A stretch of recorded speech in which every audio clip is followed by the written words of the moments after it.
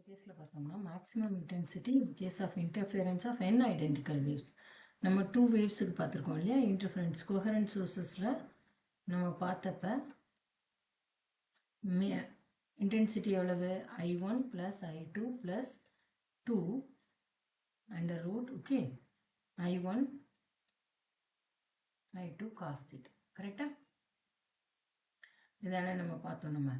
So இப்போ இது under root.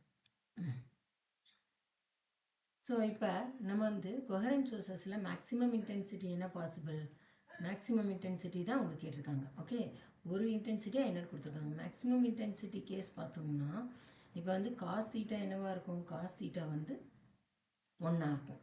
ஏன்னா தீட்டா 0 மேக்ஸிமம் வேல்யூ இல்லையா, தீட்டா 0 180 எது வேணாலும் இருக்கலாம். ஸோ மேக்ஸிமம் காஸ் தீட்டா 1 இருக்கும். ஸோ அப்போ நம்ம இதை சப்ஸ்டியூட் பண்ணோம்னா நமக்கு என்ன ஆகும், I will be equal to I1 plus I2 plus root I1 I2 ஆயிடும். காஸ் 1 இல்லையா.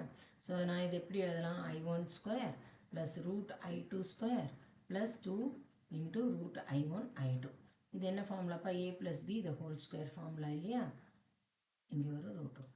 ஸோ இதுதான் நம்மளுடைய மேக்ஸிமம் இன்டென்சிட்டி. கரெக்டா? ஸோ இது E net மேக்ஸிமம்னு எழுதிக்கலாம். I max இவ்வளோ வேல்யூ இருக்கும். ஸோ இப்போ n வேவ்ஸ் வேணும்னா இது 2 வேவ். n வேவ்ஸ் வேணும்னா நம்பர் ஆஃப் டர்ம்ஸ் ஆர்டர் இது பண்ணிக்கோங்க. I1 + I2 அப் டு என்ன வந்துடும், ரூட் IN வந்துடும் த ஹோல் ஸ்கொயர். ஆனால் எல்லாருடைய இன்டென்சிட்டி I0ன்னு கொடுத்துருக்காங்க.